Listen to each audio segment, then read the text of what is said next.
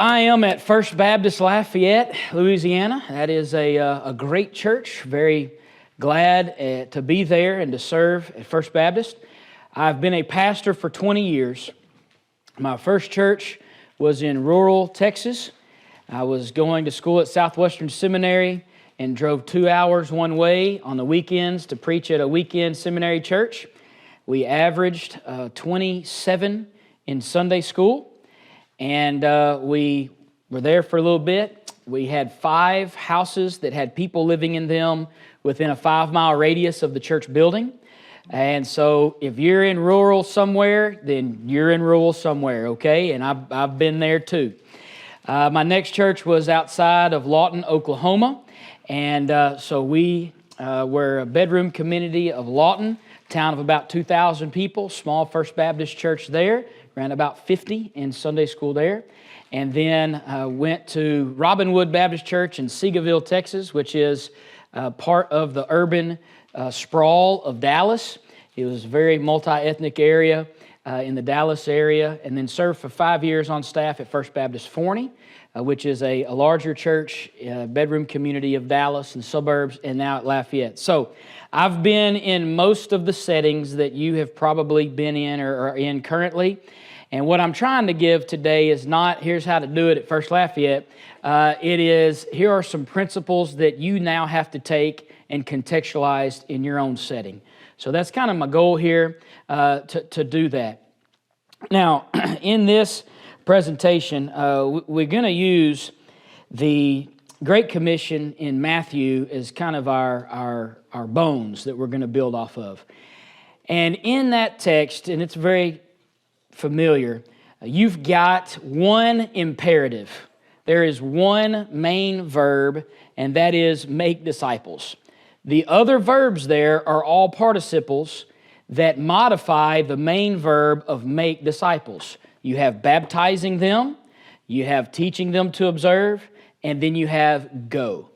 Baptizing them and teaching them to observe are present participles that are telling you how you do this. Go is different. It is an aorist participle which has a different function in the sentence. An aorist participle is something that must take place before the imperative can take place. In other words, you cannot make disciples unless you have first gone. The idea that is extremely popular is as you go, make disciples. You may have heard that, you may have taught that. I am telling you that grammatically it cannot mean that. Because the only way for it to be as you go is if it is a present participle. It is not a present participle, it is an aorist, which means it can only be before you make disciples. What this means is making disciples is not something you just do haphazardly as you go. It is something that only takes place with intentionality and with purpose and with planning, because you got to go before you can make a disciple. Now, we're going to look, what I'm going to do is draw up what we call our discipleship funnel. You may have something similar at your church, but it is going to be our key words that we build and structure our entire church around in our discipleship making process. I would encourage you to draw what I draw and then contextualize it with your own ministry.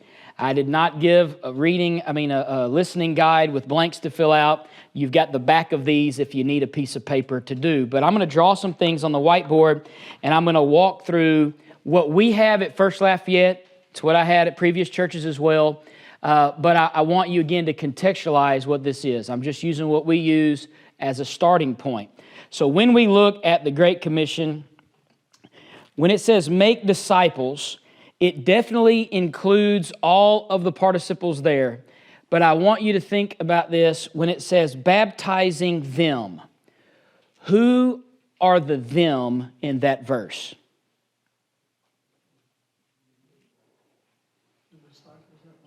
The disciples that have been made. At what point does a person become a disciple of Jesus? When they are born again. There are some that will view this text and will say they're not a disciple until they've gone through 17 weeks of the disciples, whatever. Biblically, a disciple is someone who gives their life to Jesus Christ. That is when they become a disciple. If they need to go through 500 classes before they're considered a disciple, then we need to wait through the 500 classes before we baptize them. We don't see that in Scripture. So when we talk about make disciples, we are talking about evangelism, people getting saved. And so what we've got in our church setting, the way that we have this visioneered, is we have a funnel here that is the front end of our ministry. And I'm just going to draw the whole thing and then I'll fill it in as we go. So we start with the idea of evangelizing people. The word that we use is engage. We want to engage with someone. And so I'm going to write engage here at the bottom. Engage. We have a funnel here, which are all the ways in which we engage with lost people for the first time. So I'm going to draw some lines here, and we're just going to write in some different ways that we engage. The number one proven way of engagement in the history of my ministry has been Sunday morning. And the number one way that Sunday morning has been the initial touch for people is because someone in my church has invited somebody they know to come. There are times where someone sees a billboard, or they watch it on TV, or they see it on the internet, or they get a flyer, and they're like, I think I'm going to come, and they'll come on their own. But what I have found is in asking people, why did you come? Sunday morning is the biggest funnel for us, and it's typically because someone in our church invited them to come. So that impacts some of our decisions that we make about our funnel. Let me give you a few others that we have, and then again, because we're all in different contexts, I want you to share with me some that you have at your church, some different things that you do. And so be thinking about that. And as we're drawing this, I would encourage you to go ahead and draw this up and fill it in relation to your ministry. You don't have to use this. You can throw this away, whatever. I'm wanting to get you to think this way, okay? So Sunday morning, that would include worship. That includes Sunday school.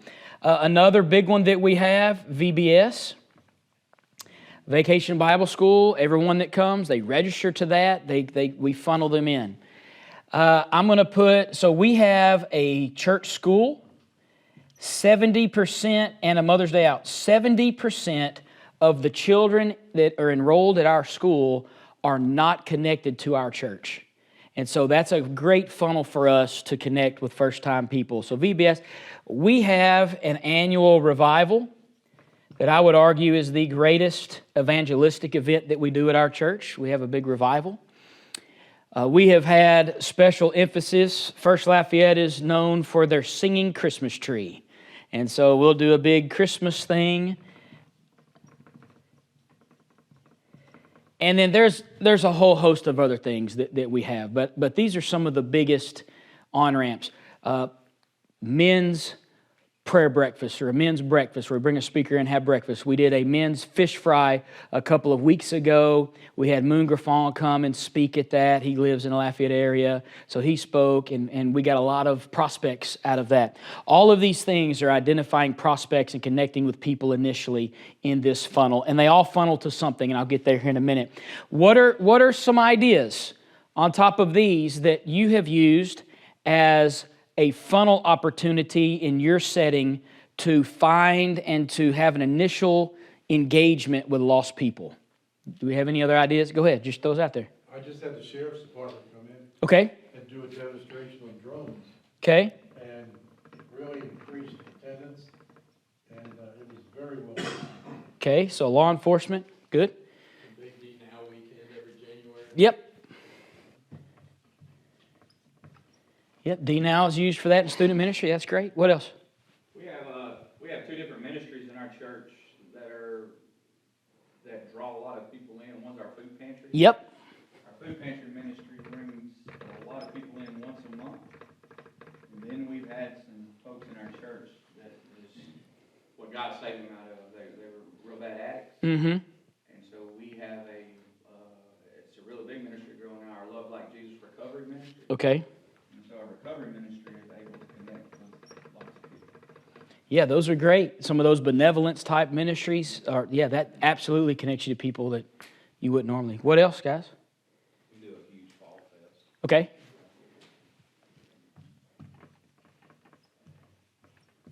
Okay, good. What else? Yeah, we have press was reminded, we have a thing called drive-through nativity we do. Okay. People do the same thing at Easter, we do ours at Christmas. We set it up in people drive through our parking area, and they go from station to station. It's all broadcast through their radio in the car. So Yeah. they're listening to narration for every scene that goes. So anyway, it's kind of a unique thing. It does pull a lot of people in from the area. Yeah. And that once you set it up, you just let it run. Kind of how that works. We have actors, Oh, you have actors doing it. So there's another one similar, Trinity in Lake Charles. They set up a big light show connected to music. Ours is that way too. And then you just drive through, you turn your radio and you sit there and you watch it, and it's got the choir singing and the worship ministry singing and doing a bit with it. So I thought that was kind of what you're talking about. But similar to that. Yeah, we're doing the same thing basically. But you got some actors out We have there. a lot of actors at every station. Yeah. That's great. That's great. What else? We have an annual men's steak night. There you go. Guest speakers come in and they'll show up for food, but then they get the message. Yep. What else? These are great. People show up for crawfish, buddy. And crawfish are so expensive nowadays. They're going if it's for free, they're there. I'm telling you.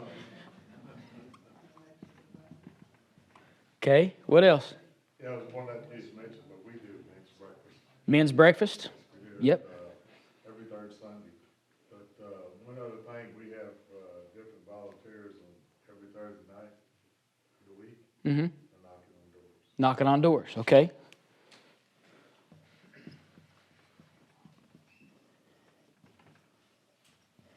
What else? Now, here's the thing. If you've ever been catfishing, one of the ways you catfish is you take stink bait and you throw stink bait in the water, and it attracts the fish, and they all gather around it, boy, and they're just going nuts over the stink bait. But the way you catch a fish is you put a hook in a piece of that stink bait and you drop it down there among them, and then you catch the fish. Now, your stink bait is going to be different given your context. If you're a youth minister, youth pastor, the stink bait that attracts youth is going to be different than the stink bait that attracts senior adults. So the stink bait may be different regardless of being in your church or being in another area or whatever. The stink bait what gets them around, but in order to catch fish, you've got to put a hook in the water with them. So these are all great stink bait. They're awesome. Man, you have a nativity. How many people are y'all able to count numbers on how many come through there? Yeah, we used to wait and register on the way out. Okay. When the way in and the way out, basically. So we'll run 80 cars a night. Okay. So And you're what, 2-3 weeks? we'll do 2 nights. 2 nights. Okay.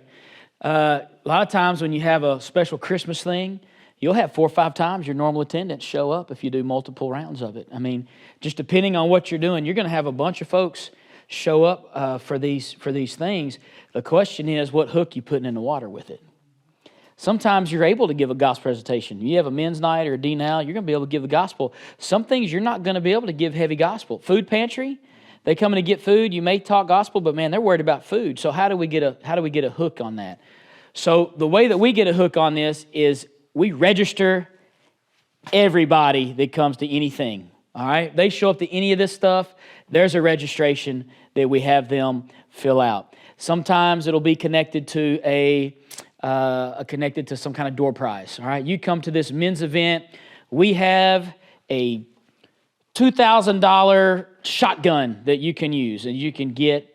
You register, that's your ticket in the thing, and then we make sure that the pastor and the deacons and other regular church members are not in the raffle. And we make sure that some new guy gets it, all right? So it is not totally fair. It is weighted, but that's okay. What you don't need to happen is the first name that comes out is Pastor so-and-so gets the shotgun. That's not good. We've got here all of these different ways, all this different stink bait. We got to have the hook in the stink bait. So you're collecting data on all of these things. Sunday morning, if that's the biggest one, how do we collect data on Sunday morning? So ideas on that. You've got a connection card that they fill out. You got a first-time visitor's card they fill out. Back in the day, you remember the visitor's card, they had a little rose or a little heart or something, and they stuck it on their lapel, and that identified them as a guest. Sometimes a first-time guest will come in, and you'll give them a bag, and it's real shiny, and that tells everybody else, target them, they have the shiny bag, their guests. So there are a number of ways of doing that. I've heard of folks who, some churches will have a pad on every pew or every row, and they ask everyone in the room to put their information, to write their information down on that pad. So everybody's doing it. It's not isolating anyone. But there's got to be some mechanism. And a lot of people are not going to fill that out. They're just not going to do it. Those who do fill it out are telling you there is some level of interest here. I am okay with you contacting me. That's what that means when they fill that out. Have any of you tried different ways to do that and had a better way than others to get registration like in big church?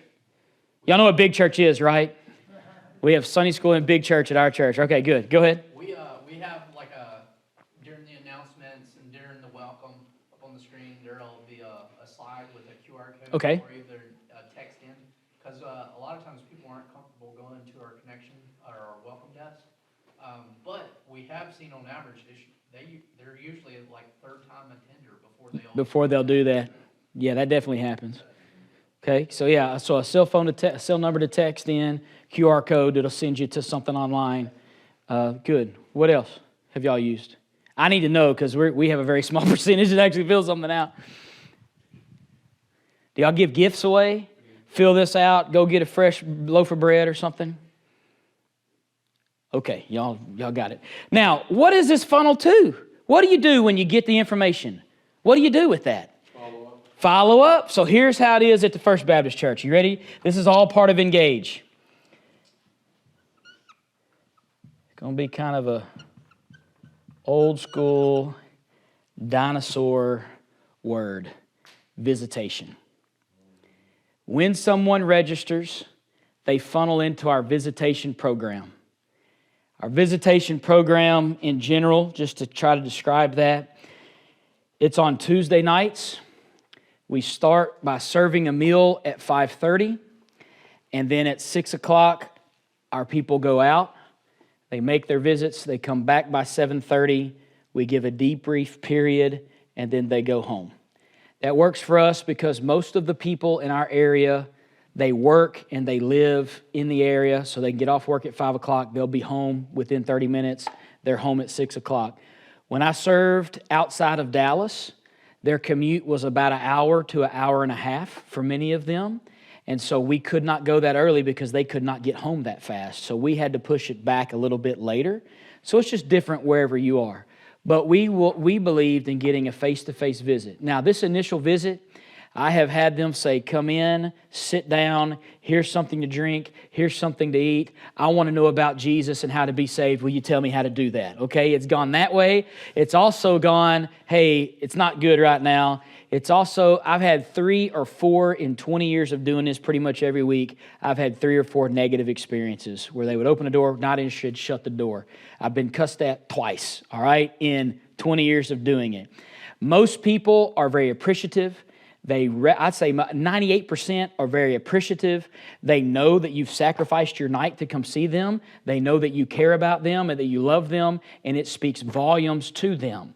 And in a day and age in which visitation is not widespread among churches anymore, if they're choosing between 2 or 3 churches to go to, which one are they probably going to go to? Maybe the one that came visit them. That's the one that wants them. So we make a visit, and it's hard work, and it's diligent. We have to put resources to it and time to it and human resources to plan it. But it's going, and it's visiting and talking to them. We got multiple reasons for visit. Number 1, thank them for coming. Give them information about the church and the ministries that we have. See where they are spiritually and if they're open to a gospel conversation. And then inviting them to Sunday school, to plug into Sunday school. And depending on where those conversations go, that leads to church membership conversations, et cetera, et cetera, et cetera. But we go trying to identify where they are and helping them and encouraging them to take their next step, whatever that looks like. If they've given you their information, at some level, they're willing for you to contact them. And so we go visit. If they say now's not a good time, then we'll say, okay, I'd still like to come visit you. When would be a better time? I'll try to schedule an appointment to come see you. If you never get it scheduled, you at least made the attempt and they receive that attempt. And I'm telling you, even a bad visit goes a long way with people because they recognize you love us, you care for us, you gave of your time, energy, and effort to come see us. That is a big deal for people. At our church not too long ago, I said, how many of you received a visit from our church? And I would say over 90% of the people in the room raised their hand that they received that visit. I had one guy one time, I went on a visit. I ended up leading him to Christ, and he said, do you remember me? And I said, no, I don't remember you. And he said, 4 years ago, I got stuck in a ditch, and you hooked your chain up and dragged me out of the ditch 4 years ago. And then I made a visit to his house because he came to something and was able to lead him to Christ. So I'm telling you, visits work. So we hit visitation. Now, what other next step could we do other than visitation? When you get that data, what can we do also? Go ahead. Well, you can make a phone call, Okay, so phone call, yep. send them a note, send them a letter. Okay, what else? All right, so they get information, an invite to the next thing, right? Okay. What else? Email. An email, yeah. Okay, what else? So these are all good. They should all be done. The argument that I will make and preach till the day I die, which one of those options would you say is the most personal option?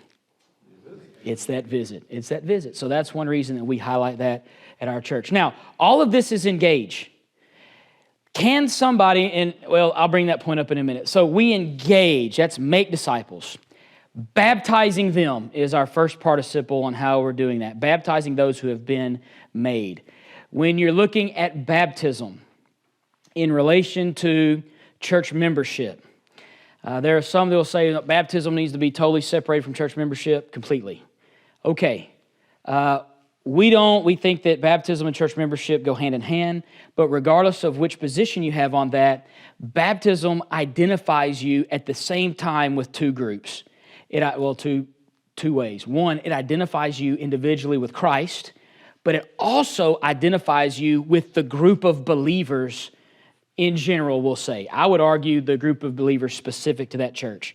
There were 3,000 added that day. Well, how did they know who was added that day? Number one, they were counting them, but number two, what determined if they were added that day? Their baptism is what determined if they were added to the number that day. So I would argue that, we can argue that elsewhere, but the bottom line is baptism shows an identification and a connection both upwardly with Jesus and horizontally with either the broader group of believers or the specific group. So the second one, if you're looking at baptism, I'm going to put connect. Engage. This is the initial touch. Connect. Now you're making a decision to connect. You connect in two ways here. One is going to be church membership. And the second one, we say, is Sunday school. Now, you can be a church member and not a Sunday school member. You can be a Sunday school member and not a church member. But what do we want? We want you to be a church member and a Sunday school member. So we're working hard. Now, there is another trigger mechanism right here that I want to note. I missed it. This would be a newcomers class or a new members class, a new Explore First Baptist, Connections class, whatever. You have a special class that you invite them to, communicate that, and you're asking them to connect. Now, I'm going to draw kind of a dotted line between the two. Everyone who joins your church, let's say they come Sunday morning, they're only big church people, they come Wednesday night to the youth group, they want to get saved, want to get baptized, want to join your church. They're church members now. Every one of them ought to be enrolled in a Sunday school class. If that's the way you minister to people, if that's the way you train people, if that's the way you encourage people, if that's the way you do it, you need to figure out a way to enroll them. So you can do automatic enrollment. You join, we automatically enroll you to a class, or you put them in your visitation program and your Sunday school classes go visit them to invite them to enroll in their specific class. I don't care how you do it. You need your church members to be enrolled in Sunday school, and I would say you need those enrolled in Sunday school to become church members.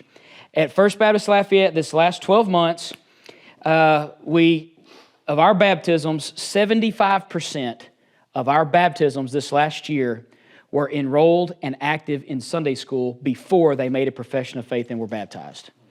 Now, a lot of those were children, and so they're children of our family members who've been in Sunday school for a long time. But of our adults 30 and over who were saved and baptized, 64% or 65% of the adults saved and baptized were enrolled in Sunday school first, and then they came to know Christ. We have I don't want to speak for you guys, but I had in my mind the idea that they came to big church first, they joined the class in big church, then we got them and assimilate them into Sunday school. But for these people, they may have come to big church first. We don't know what the connection is, but they had a relational connection with someone. They came to Sunday school, enrolled in Sunday school, attended Sunday school, and then made a profession of faith, were saved, and baptized. So if 75% were in Sunday school before they were saved and baptized, what does that mean we should focus on?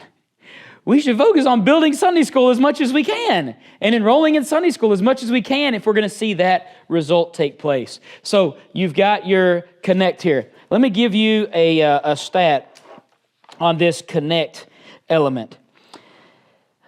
This is from Tom Rainer's book, Surprising Insights from the Unchurched and Proven Ways to Reach Them. Of those who immediately became active in Sunday school, so these are people that were saved, immediately became active in Sunday school, 83% were still active 5 years later. Okay? 83% that connected were still active 5 years later. By contrast, only 16% were still active if they did not become active in Sunday school immediately after becoming a believer. That is a huge difference. Sunday school, church membership, this connection element is absolutely necessary. Let me move to the next one. Teaching them to observe all I've commanded you. So the way that we do that is we put grow here.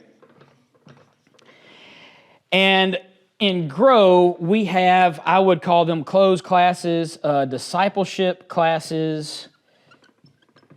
Our primary men's and women's ministry is here. I would put retreats. We typically use men's retreats and women's retreats. Or while we invite non-church people to that, the emphasis and the primary goal is to encourage our people and help them grow and develop, even though this will be there. Now, this is where I want to say something about the funnel, okay? I'm trying to make it very clean, but it is extremely messy. What I mean by that is, one of the main funnel ministries is actually Sunday morning Sunday school. Huge funnel. Invite people to come. This is a huge funnel for us. So it really could be a funnel ministry, okay?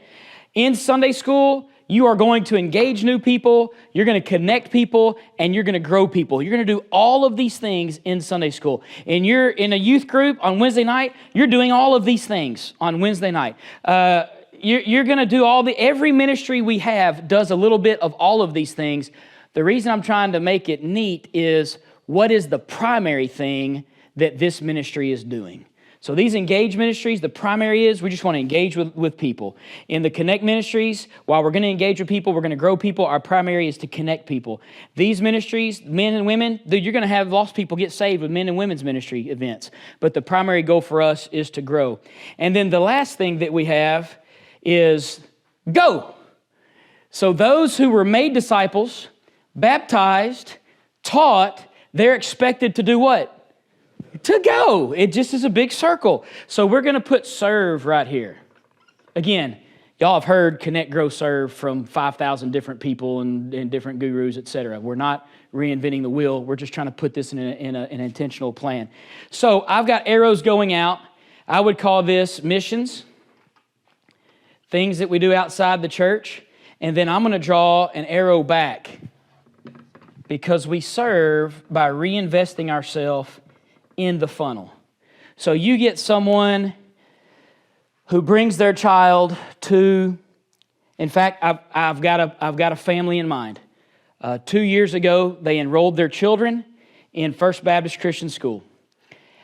Through the relationships formed at the school with the kid and with the parents, we invited them to church. They came to church. We visited them. They were already saved already. They were non-attending, non-participating members of another church in the area. They plugged into Sunday school. They joined our church. They've been they've been in these different discipleship groups, and they are now reinvesting by being leaders in our college department. And that's happened in about a 3-year period. So what you see overall with this funnel is it starts wide, but as it goes, it's going to narrow. So the width of the funnel dictates the size of the rest of it. So if you want your church to grow, what do you do to the funnel? You keep it full, you grow it, you make it bigger. How do you make it bigger? Those that you've discipled reinvest back in the funnel. How does your Sunday school grow? You reinvest with new classes. Where do the people come from? They're going to teach those new classes. People that have gone through the discipleship funnel. Those are the ones that are going to teach. Where do your children teachers come from? Those who have gone through this. Where do your youth teachers come from? Those who have gone through this. Where do your worship leaders come from? Those who have gone through this. So you bring them intentionally through, and you bring them back to reinvest. When you look at that grow part, I got a few quotes that I overstepped. I'm sorry. This is a guy named Parr, Sunday School That Really Works. He says, research conducted in our state of Georgia revealed that churches that provided training grow at least 4 times a year, training in Sunday school. They grew their average Sunday school attendance by 12.4% over 3 years. However, churches that provided no training declined by 2.1% over the same time. This investment in grow will help produce growth.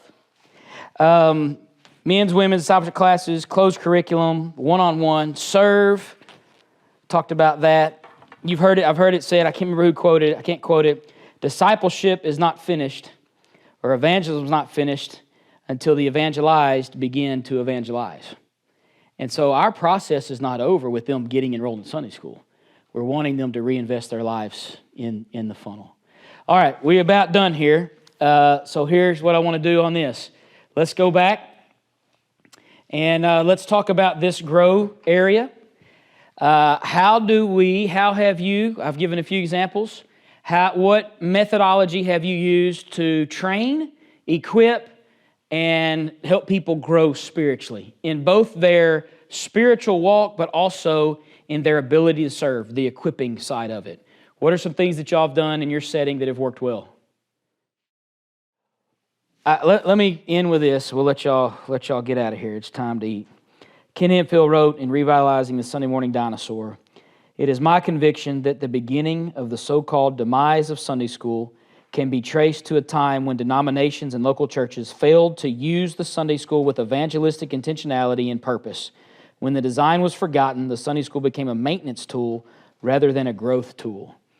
And so the key, I believe, to revitalizing Sunday school in particular is not for it to be a maintenance program that you have and you just got to keep it going, but to have Sunday school have a specific purpose in your overall discipleship process and vision for your church.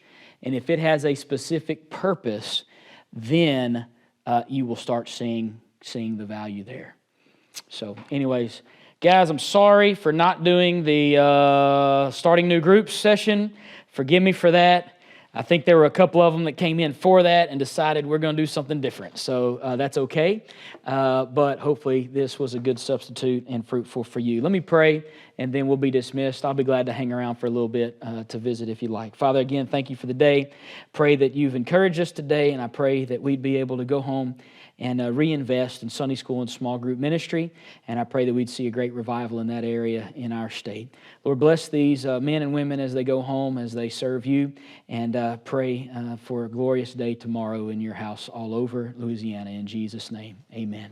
All right, God bless you guys.